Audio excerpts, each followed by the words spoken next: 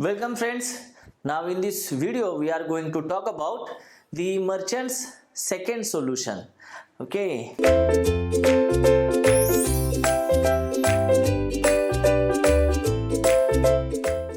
The merchant's second solution.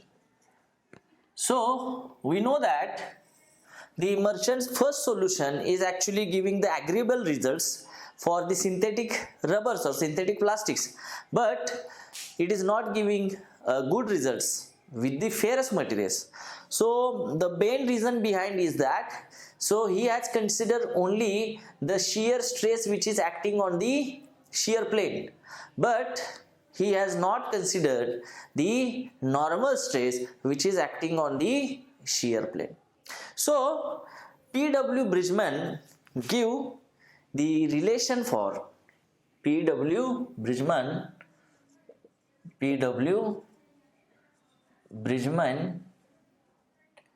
gives the relationship for this tau S naught or this tau S is equal to this tau S naught plus K times sigma, where tau S is, we know that this is the shear stress acting on the shear plane, and this K is a constant, this tau S naught is also the constant, and where the sigma is what? The normal stress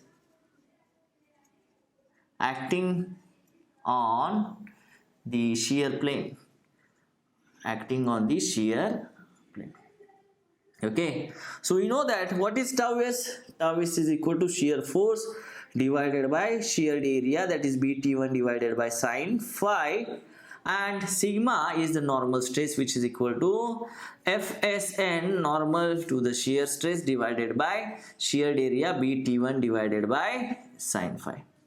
Okay, from this equation what we can write here? This tau S naught is equal to tau S minus this K times sigma, isn't it? So put the values of tau S. Tau S is what? It is Fs divided by BT1 divided by sine phi minus K times Fsn divided by this BT1 divided by sine phi.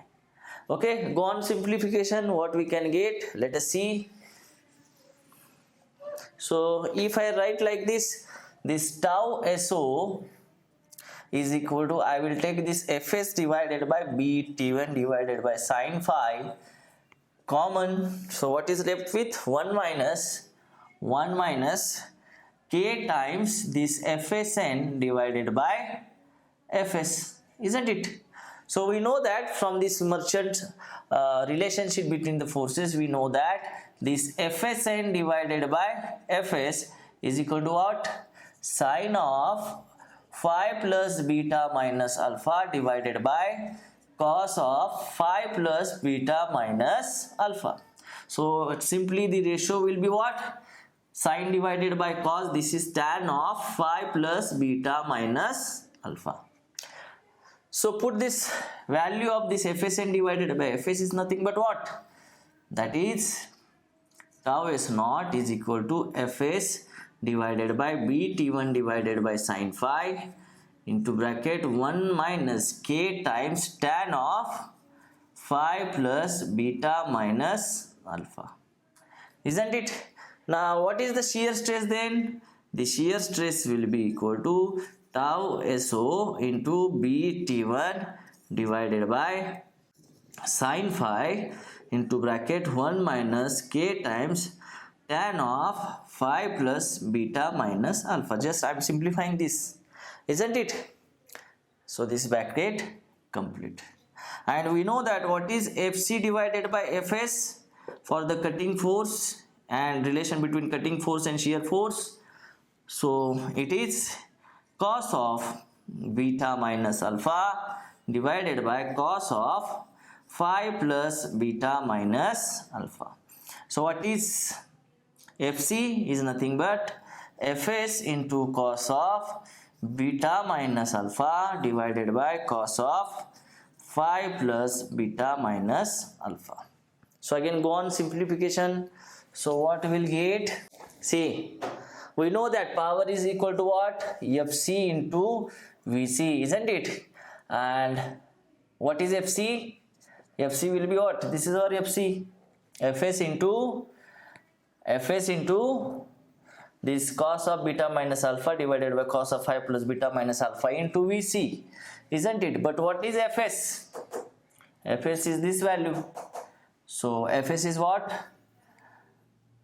Tau s naught b t1 divided by sine of phi into bracket 1 minus k times tan of phi plus beta minus alpha. So this is Fs into this cos of beta minus alpha divided by cos of phi plus beta minus alpha. This is the Fc value into cutting speed Vc. We will get the power. Okay. So again you can see here the power is a function, or work done is a function of what? The shear angle which is in the denominator. So again if I say that let x be equal to this denominator, which is, so let us multiply by this into the bracket. Okay, what we will get?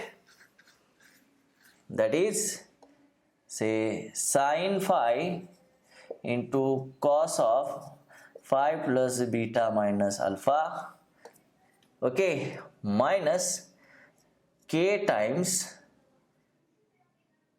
sine of phi into sine of phi plus beta minus alpha. This tan is nothing but sine divided by cos of phi plus beta minus alpha into this cos of phi plus beta minus alpha. So this cos of phi plus beta minus alpha get cancels here. So what you left with? This sine phi into cos of phi plus beta minus alpha minus k times sine of phi into sine of phi plus beta minus alpha, isn't it? So this is our x. So to have this minimum power, it should be maximum. So differentiate this x with respect to phi to maximize this dx by d phi and equate to 0. So tell me this derivatives of this uv, u and v. So tell me. So first term sine phi into d dx of second term minus sine of phi plus beta minus alpha plus second term cos of phi plus beta minus alpha into d dx of first term, that is cos of phi, minus k times into bracket first term sine phi into d dx of second term cos of phi plus beta minus alpha plus second term sine of phi plus beta minus alpha into d dx of first term cos of phi and equate to 0. Okay, so what is this? This term I can write cos of phi into cos of phi plus beta minus alpha, isn't it? Minus sine phi into sine of phi plus beta minus alpha minus k times, what is this? Sine phi sin A into cos B plus cos A into sin A. What is this? This is sine of A plus B, that is sine of phi plus beta minus alpha is equal to 0. And what is this? Cos A cos B minus sin A sin B, that is cos of A plus B, cos of phi plus beta minus alpha minus k times sine of this phi plus phi 2 phi plus beta minus alpha equal to 0, isn't it? So this is cos of 2 phi plus beta minus alpha minus k times K times this sine of 2 phi plus beta minus alpha is equal to 0. So what is this? This cos of 2 phi plus beta minus alpha is equal to K. If this term goes at this side, it will be get plus, and this sign will come here, sine of 2 phi plus beta minus alpha, isn't it? So K will be what? Cos divided by sine. This is cot of 2 phi plus beta minus alpha. That is, this 2 phi plus beta minus alpha is equal to cot inverse of K, isn't it? And this cot inverse of K is nothing but, we are called it as 2 phi plus beta minus alpha is nothing but the machining constant. The Cm is known as the machining constant, which values depend upon which material you are going to have the machining or the material properties on that the Cm is going to depend on. Okay, so this is known as the Merchant's second solution, which will talk about the value of the energy as well as the shear stress, the induced shear stress, or this is also talk about the efficiency of energy utilization. Okay, now see, now this second solution was giving the good results as far as this theoretical first solution was giving. That is, first solution, if this is the phi and this is the phi beta minus alpha, so this was the Merchant's theory that we have seen, Merchant theory. Now this second solution holds good for the material, say copper, lead and mild steel. Copper, lead and mild steel have different lines but with the same slope.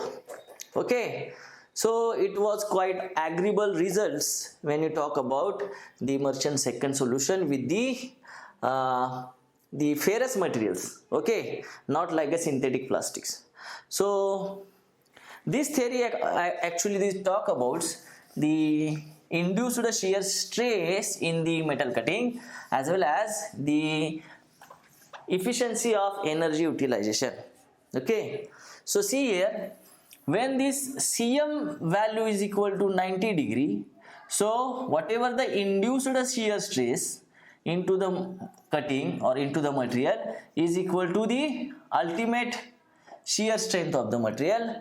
That is, whatever the work done in the machining is equal to the minimum work done required to do the cutting. So in this case, what we can say that the efficiency of energy utilization is exactly, it is the 100%, isn't it? It is 100%.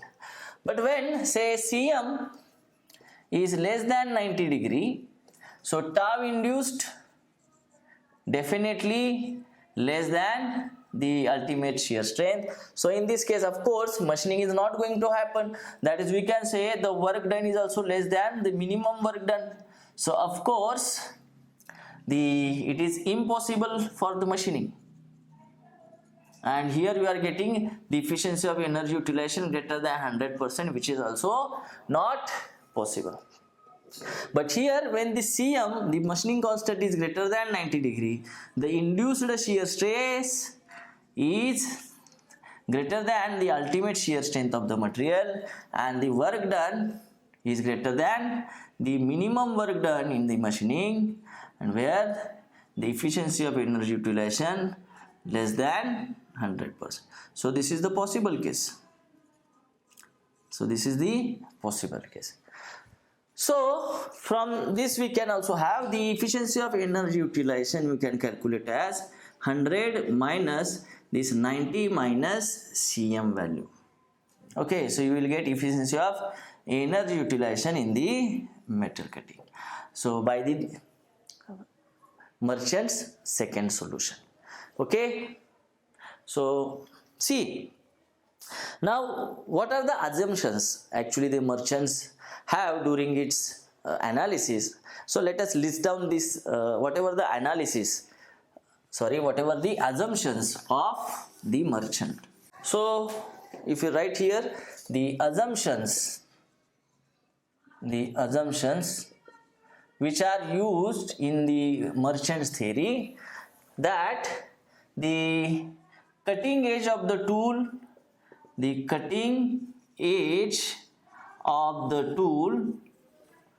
is straight and sharp.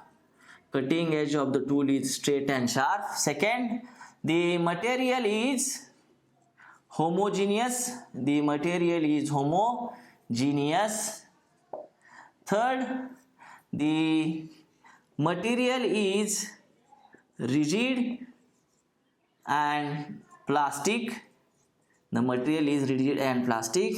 Fourth is the shear plane is extending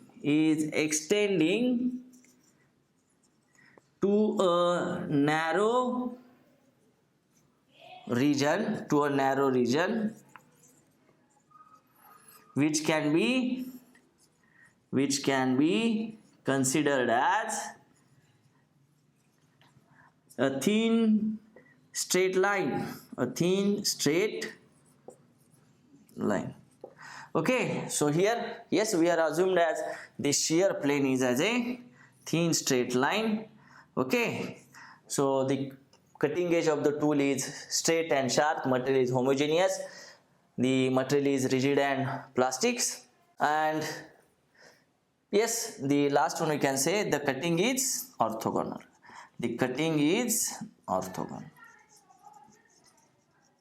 So these were the assumptions made by the merchant before giving this analysis for the forces in the metal cutting, and whatever we seen, the work done, the criteria for the minimum work done, the criteria for the minimum power or criteria for the energy, and the efficiency of utilization. Okay, so in next video we are going to see the another theories which are also working for the same purpose. Say for example the maximum shear stress theory, repeat karna. So we are having the Lee and Schaeffer theory and the Stabler theory. So students, after having this merchant first and second solution, there are the many researchers who have worked on this metal cutting to have the relationship between this shear angle phi, rake angle alpha and the friction angle beta, or for they are also worked for the minimum energy criteria. Okay, so the next after the merchant, the next scientists were the E.C. Lee and B.W. Schaeffer. They also put the theory for the metal cutting. Okay, E.C. Lee and B.W. Schaeffer, commonly known as Lee and Schaeffer theory. Of metal cutting. So see here, again when they put forward this theory, only the difference between the merchant and this theory was, this Lee and Schaeffer theory was based upon the theory of plasticity. The assumptions they were having that the slip line method for the analysis, or they have used the theory of plasticity for the analysis of this metal cutting. So what they have again assumed that the material is perfectly rigid. The material is rigid and plastic, perfectly plastic. and perfectly plastic. Okay, then they have approximated the shear plane is very thin line which is separating the workpiece and the tool. Okay, so there is existence of the shear plane as a very thin line which is separating the workpiece from the chip, or both of them they are separating. So a thin shear plane separating the workpiece and chip. And of course the next assumption they have, that is there will be no any strain hardening in the chip. Okay, so these are some assumptions that they have. So see, the important thing that you have to keep it in mind, the Lee and Schaeffer theory, what it is based on, actually the theory of plasticity. That is a very important thing. You just keep it in mind. This is also known as the slip line theory or method they use for the analysis of metal cutting. And what the equation they got here, that please remember, very important, that is phi plus beta minus alpha is equal to pi by 4. Please remember, this is the equation or relation between these three angles: shear angle, friction angle and rake angle. Okay, that is, you can write it as phi plus beta minus alpha is equal to 45 degree. And if you plot the results, experimental results, so they are always matching with the Merchant's theory, or the trend which we observed in the Merchant's second solution, that the theory is quite agreeable for the say copper, lead and mild steel. This was the basic first solution. Okay, first Merchant and Ernst and Merchant theory. This was the Merchant theory. Okay, and here are the experimental results for the second solution, that is, this is for copper, lead and this is mild steel. So they were having the agreeable results, having the different lines but the same slopes. So like this trend of phi versus beta minus alpha we get observed into the Lee and Schaeffer theory also. So not much deviation from the Merchant, so it is not so appreciated. After that, again one more scientist came, that is and he put theory, that is the Stabler. Okay, so there is a Stabler theory. Again, what Stabler says, that is phi plus beta minus alpha by 2 is equal to 45 degree. So this is a Stabler equation. Again, quite same results as per the if you compare it to the Merchant's theory. So see, simply we can say these two theories, many theories come forward after the Merchant theory, but all these theories are, again, it's quite failed theories, because see the trends, we are not getting too much deviation from the Merchant what he put forward. So that's why we can say these are the failed theories. So only we are having in the metal cutting analysis, we are using still now the Merchant's theory. Please remember, if in the question they are intentionally given that use Lee and Schaeffer theory or Stabler theory, then and then only you can go for this relation, that is phi plus beta minus alpha is 45. This is the Lee and Schaeffer theory, and phi plus beta minus alpha by 2 is equal to 45 degree. It is Stabler theory. Okay, but if given in the question, the maximum times they will give you use the Merchant's theory. Merchant theory क्या बोलती है? This 2 phi plus beta minus alpha is equal to 90 degree, or the second solution says it is machining constant Cm. 90 instead of 90, it is coming as we have proved this. It is Cm, that is machining constant, which is depend upon the material properties or material to be cut or to be used in the machining. Okay, please keep it in mind. Thank you.